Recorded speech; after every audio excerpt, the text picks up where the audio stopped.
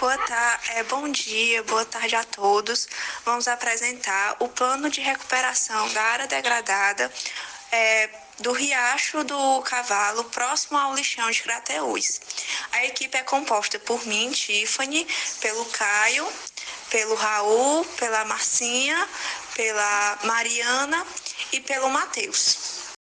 Bom, agora a gente vai falar um pouco sobre as informações preliminares, que são os requerentes, os dados da propriedade e os dados dos técnicos que estamos elaborando o plano.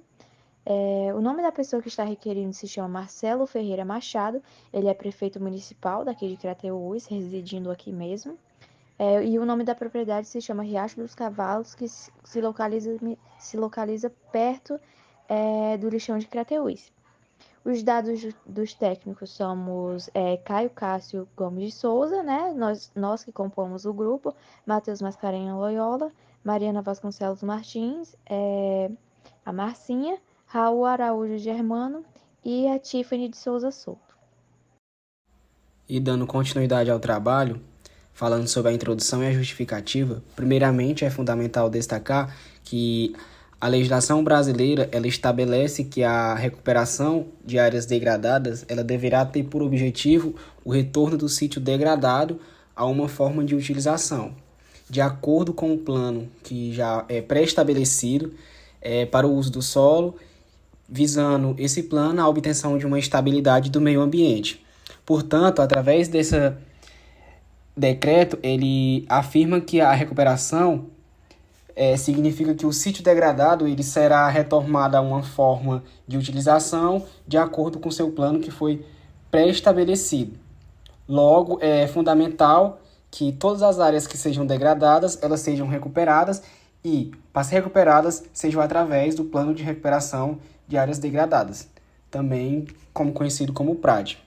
Que o PRAD ele é um importante instrumento da gestão ambiental por vários tipos de atividades antrópicas, principalmente aquelas que envolvem o desmatamento, terraplanagem, também exploração de jazidas, como as minas.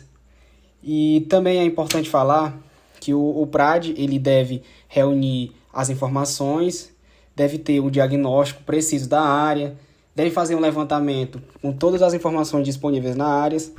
Através desses estudos é que ele vai permitir avaliar o nível de degradação ou então a alteração que aquele meio está sofrendo e através disso é que vai ser possível a definição de medidas adequadas para a recuperação dessa área. Também é fundamental destacar que as medidas e técnicas estabelecidas nesse plano de recuperação de áreas degradadas que o nosso grupo vai apresentar, ele procuram recuperar um trecho da microbacia do Riacho dos Cavalos, que a gente escolheu essa área, situada mais próxima à área do lixão de Crateús, em torno de umas 10 hectares, por conta que lá é um dos trechos que mais ocorre degradação, por conta do desmatamento e também por conta da proximidade com o lixão, que causa a contaminação dessa área.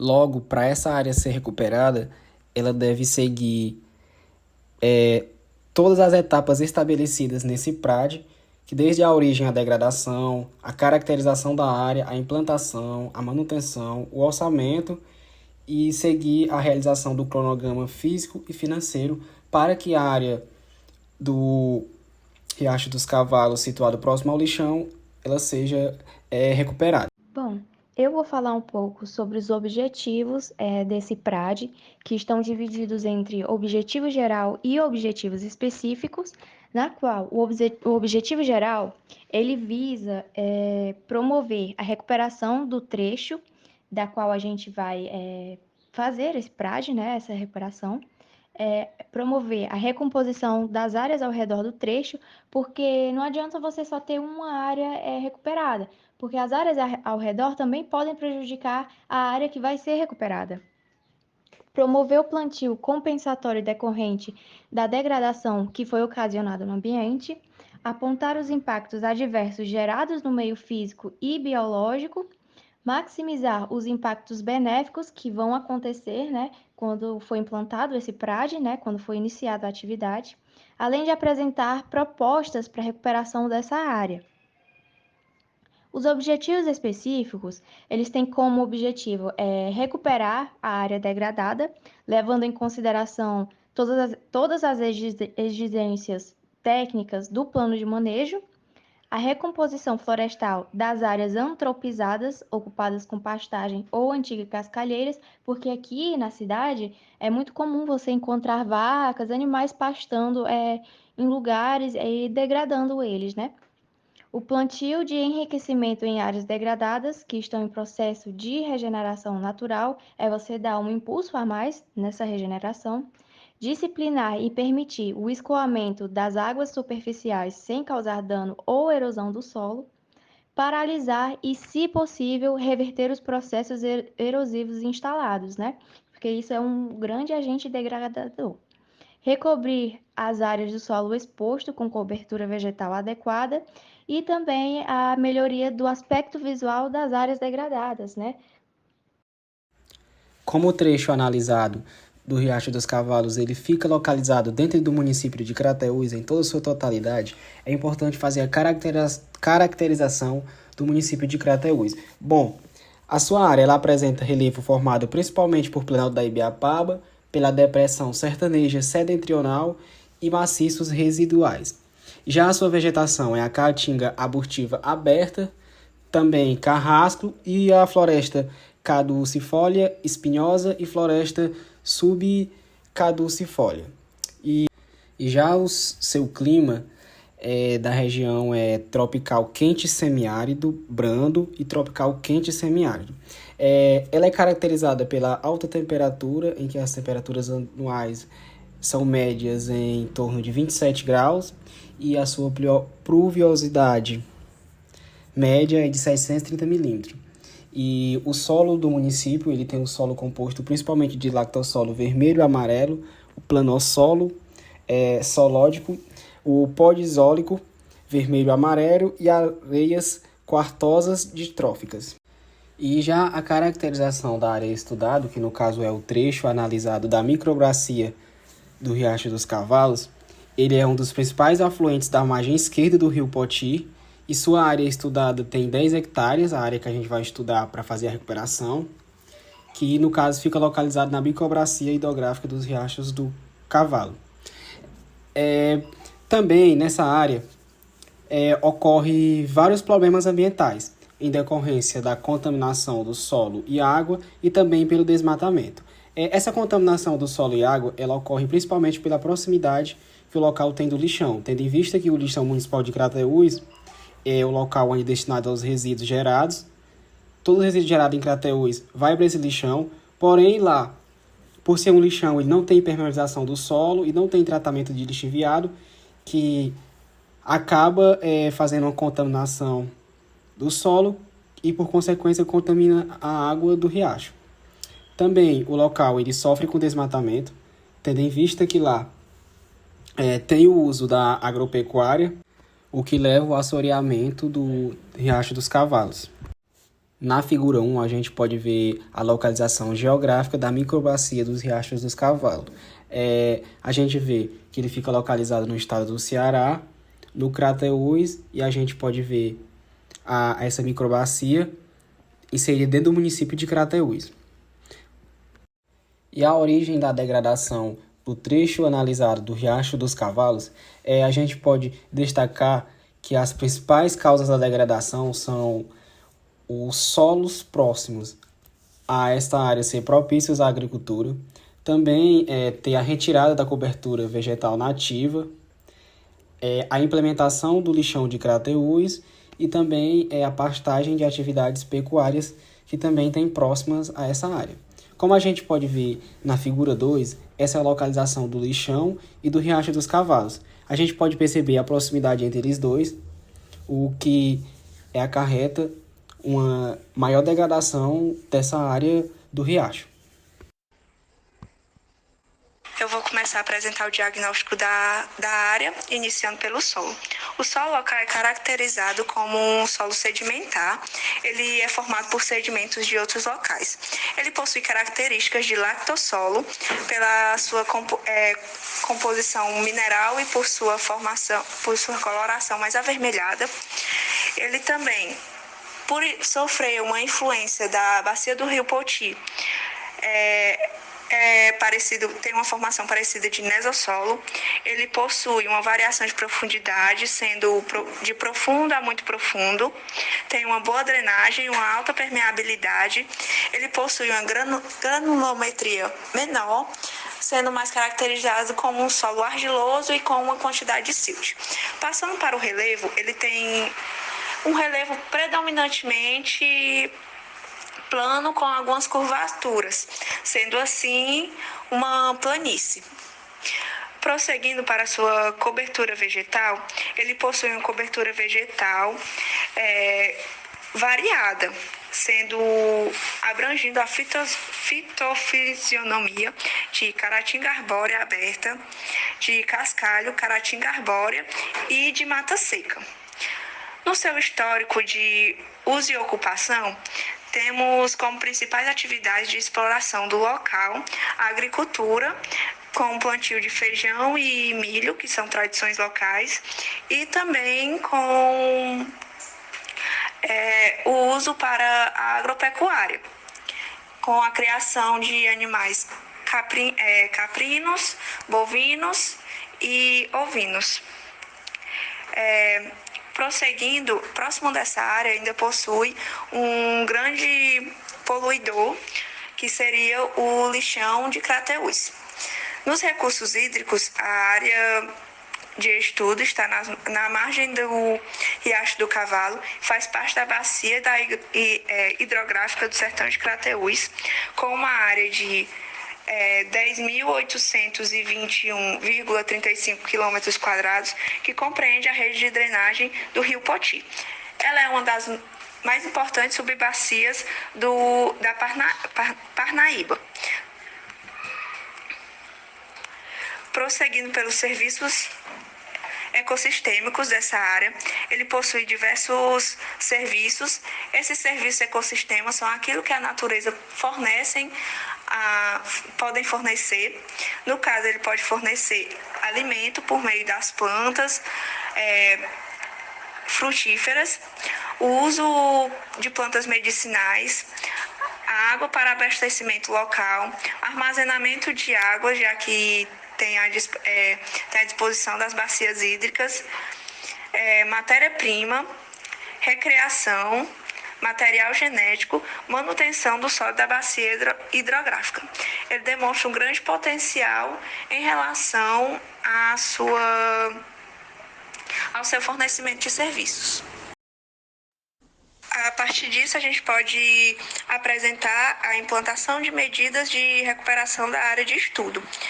Como vocês sabem, o plano de recuperação de uma área degradada é um plano que tem o objetivo de inibir ou até mesmo reduzir os causadores de degradação da área. Para a gente conseguir recuperar uma área, primeiramente a gente precisa fazer alguns processos, e o primeiro deles é o isolamento.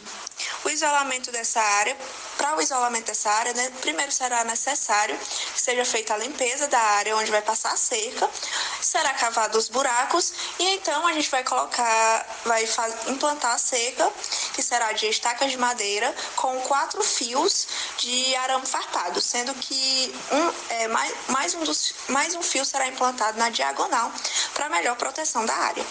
Prosseguindo, a gente vai fazer o trabalho de contenção da erosão. Esse solo está muito fraco pela sua exploração e também por conta do arraste pela água do riacho. Para a contenção da erosão, a gente vai fazer a implantação de solo nos locais que tiverem maiores feições erosivas e vai realizar o aterramento junto com a implantação de cobertura morta para o preparo do solo. E assim por fim a gente vai fazer o plantio de mudas para o maior controle. Já no preparo e recuperação do solo, primeiro a gente tem que observar uma característica do solo, que seria o pH. O tipo de solo, que é o latossolo, geralmente é mais ácido, então a gente tem que fazer a análise do pH, e caso ele esteja um pouco mais ácido, a gente faz o uso de calcário para a calagem. Em seguida, será realizado o enriquecimento com matéria orgânica morta, a aragem do solo com um trator de arado Ford 7810, usando uma grade de arado de 16 discos, e ao fim será colocado humus de minhoca junto com matéria orgânica. Agora, partindo para o controle de espécie. Em geral, esse controle ele é feito observado antes, durante a implantação da cerca, para observar se existem espécies invasoras. Depois disso, vai ser feito a retirada de espécies invasoras da flora, ou até mesmo alguma espécie que pode ser exótica, e também deve ser observado e feito o controle de animais que podem vir a atrapalhar o desenvolvimento dessa área. Dentre eles podem ser ratos, formigas, e o controle é feito de forma natural. Depois é feito o berço do plantio. O berço do plantio é cavar onde vão ser implantadas as mudas. Essas mudas elas devem ter um estudo antes da realização dos seus berços. Os berços eles devem ter medidas amplas, de 30 a 40 centímetros de profundidade e largura, e também devem ter o distanciamento de um para o outro, para que a muda possa se desenvolver, sendo de uma para outra de 1 metro, de uma fileira para outra de 3 metros. Também deve ser considerada uma trilha para que não seja necessária fazer a retirada de mudas depois do seu plantio. Agora, considerando o plantio de mudas, vai ser realizado depois dos trabalhos descritos anteriormente. E, primeiramente, a gente vai considerar que, como tem um aterro sanitário não controlado, ou seja, um lixão nas proximidades, a gente vai colocar algumas plantas que servem de fitorremediação nessa área, principalmente mais próximo do lixão, sendo elas a imburana, a barriguda e o pau d'arco roxo. Eles geralmente têm um trabalho de fitorremediação com o zinco, o cloro e o chumbo. Prosseguindo, as outras mudas que serão implantadas também serão mudas comuns aqui, nativas da Caatinga, e elas vão ser plantadas no modelo de funcionamento do plantio de linha alternada, onde uma linha contém espécies pioneiras, a outra linha vai conter uma espécie pioneira, uma espécie secundária, espécie pioneira, espécie secundária, e seguindo assim nas fileiras. Sendo que 75% das plantas nesse tipo de plantio seriam pioneiras e 25% seriam as secundárias. E por fim, a gente vai criar os poleiros artificiais. Esses poleiros artificiais eles são criados principalmente para atrair a fauna de pássaros. Esses pássaros tanto enriquecem a área, como eles enriquecem a área na área de fauna, atraem outros animais para a área, como também eles ajudam na dispersão de sementes na área, o que colabora com o crescimento e desenvolvimento dessa nossa área recuperada, para que ela possa, com o tempo, já conseguir se sustentar sozinha, sem necessidade de manutenção humana. Bom, agora eu vou falar um pouco sobre as medidas de manutenção que vão ocorrer para que esse nosso projeto tenha sucesso. Essa etapa a gente vai desenvolver conjuntos de ações e procedimentos com o objetivo da gente avaliar o sucesso ou o avanço da recuperação da área. O principal objetivo é verificar se as metas delineadas estão sendo atingidas e se existem aspectos que devam ser reavaliados ou ajustados para que dessa forma a gente possa obter um diagnóstico sobre o processo de recuperação e também trabalhar para que seja um sucesso todo esse projeto. É importante avaliar que o período de implantação do PRAD é de no mínimo 12 meses. Então, as manutenções elas têm que ser cuidadosamente avaliadas e implantadas, né, nessa área. A gente tem continuar o controle das formigas cortadeiras, caso seja identificado o corte de folhas das plantas, que formiga ter uma infestação de formiga é um problema muito grande, né? E muito comum também que pode ocorrer.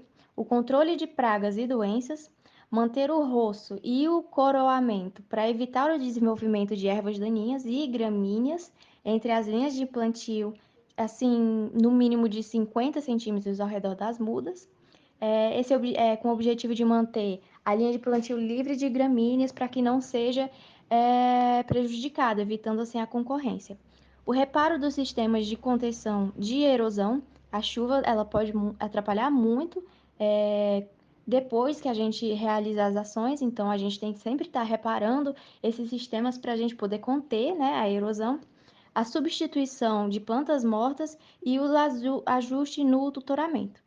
Durante esse período remanescente, né, depois do plantio, dos 12 meses devem ser realizados o acompanhamento e a manutenção de forma a proceder com a manutenção da área, com campinas das plantas indesejadas e reposição das mudas que não sobreviveram após o primeiro plantio.